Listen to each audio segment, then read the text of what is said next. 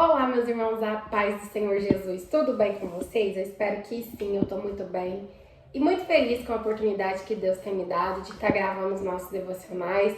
Também tô muito feliz com a sua presença aí do outro lado e eu tenho certeza que Deus tem uma palavra para o seu coração. Você não clicou nesse devocional em vão, então ouça aquilo que Deus deseja te entregar. No nosso devocional de hoje eu vou estar falando um pouquinho sobre a passagem. Aliás, uma parábola que se encontra lá no livro de Mateus, capítulo 25, a partir do versículo 14. E essa é uma das parábolas de grande importância para nossas vidas, que é a parábola dos talentos. Vamos estar lendo alguns versículos porque ela é um pouco longa, eu não vou ler tudo, mas eu convido vocês a lerem ela completa. E vou estar falando aquilo que o Espírito Santo colocou no meu coração. Então vai nos dizer assim, Mateus 25, versículo 14. Porque o reino do céu é como um homem que, ao viajar para uma terra distante, chamou os seus próprios servos e entregou-lhe os seus bens. E a um deu 5 talentos, a outro 2 e a outro 1, a cada homem segundo as suas habilidades, e em seguida foi viajar.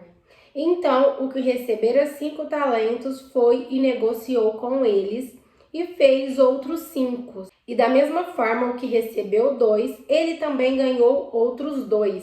Mas o que recebeu 1 foi e cavou na terra e escondeu o dinheiro do seu senhor. Amém. Somente até aqui. Bom, meus irmãos, aqui na minha Bíblia, ela tem sempre uma explicação, né? O que quer dizer o talento? O talento representava uma moeda grega cujo valor equivalia ao salário referente a 6.000 dias de trabalho.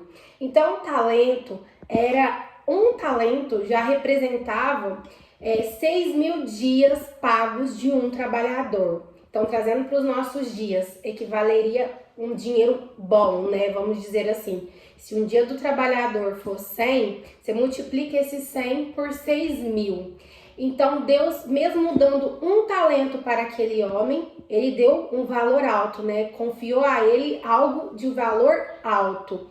E a palavra nos diz que desses 3, 2 multiplicou aquilo que Deus concedeu a eles. Já um pegou e enterrou aquele talento, não fez uso daquele talento, ele simplesmente enterrou por medo de perder, de não multiplicar ou de acontecer algo, e quando esse senhor voltasse, ele não teria nada para entregar para aquele senhor.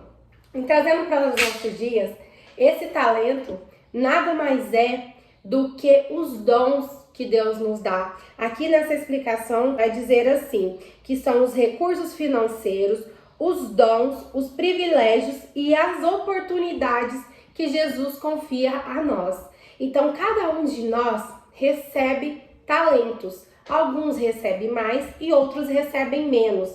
Uns têm dons de profetizar, de cura, dom de discernimento, dom de revelação. Outros têm o dom simplesmente de ouvir o irmão, de aconselhar o irmão, de oferecer o seu tempo ao seu irmão. Alguns têm a oportunidade de ajudar financeiramente. Então, cada um de nós tem uma utilidade, uma serventia para Deus, porque Deus ele confiou algo de valor a nós. E a palavra nos diz aqui que esse servo foi viajar, ele foi para um lugar distante. Então, provavelmente, ele demorou na sua viagem.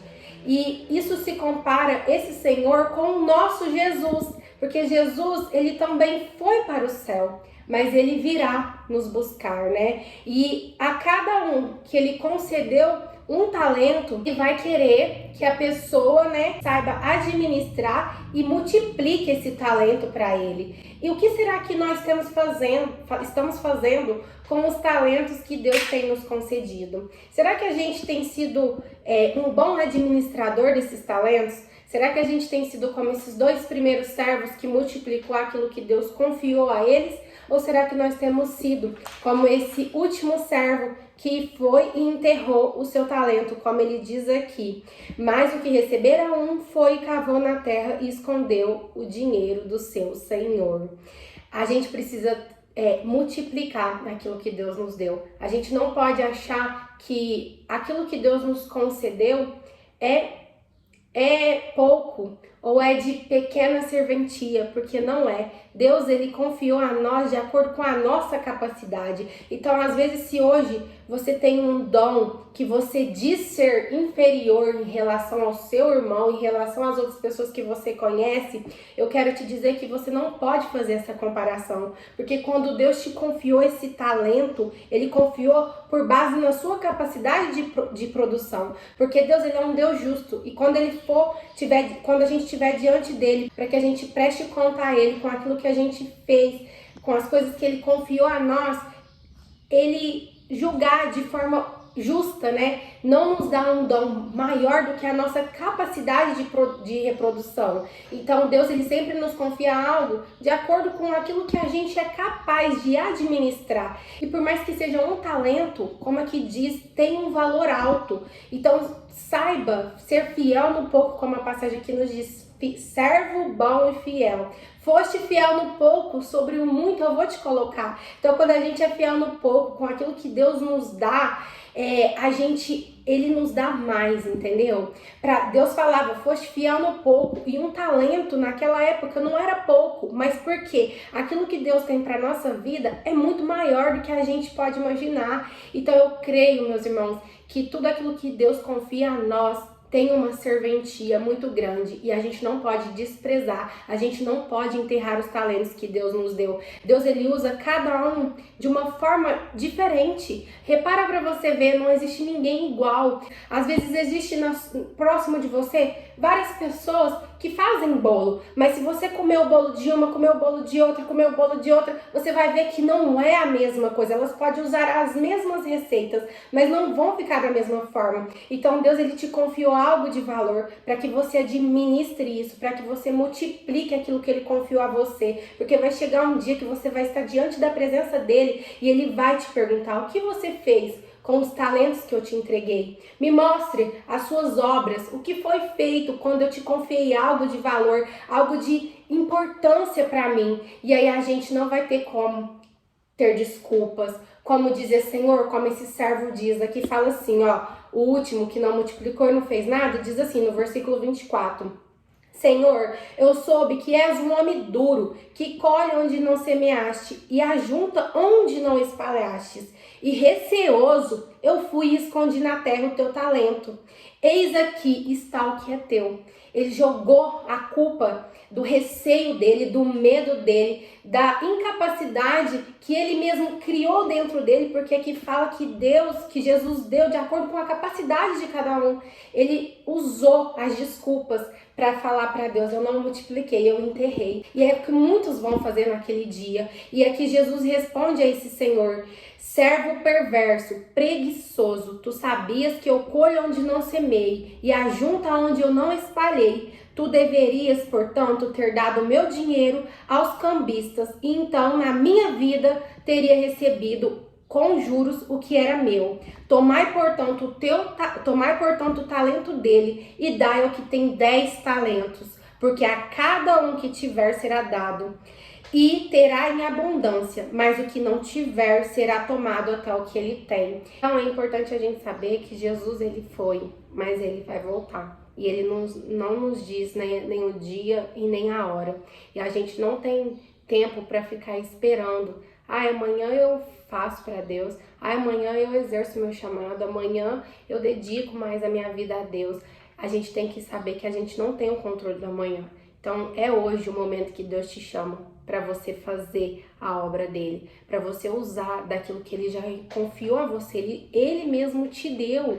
Ele te deu condição financeira, ele te deu dons, ele te deu tudo aquilo que você precisa para multiplicar para ele. Então é dele. Aqui, como aqui fala, entreguei aquilo que é teu, é dele, ele confiou a nós. Então não é sobre você, é sobre ele, é sobre a forma que ele vai te usar. Como tem a viúva, né, que foi até o profeta Eliseu e disse: Senhor, tua serva não tem nada e o credor está na minha porta batendo, o que eu vou fazer? Ele quer levar meu filho. E o profeta Eliseu diz a ela: vá até a tua casa, fecha a porta do teu quarto, ora, peça botijas de azeite emprestado, pega o único azeite que você tem e vai transferindo nas botijas. E quando ela foi fazendo isso, foi multiplicando. O pouco que ela tinha com Deus se tornou muito. E é assim na nossa vida. Então, faça para Deus. Enquanto você estiver fazendo, transferindo aquilo que você tem, Deus vai te enchendo. E cada vez mais, como aqui diz, né? Ele vai multiplicar. E aquele que tem, mais será dado. Então não retenha aquilo que Deus confiou a você.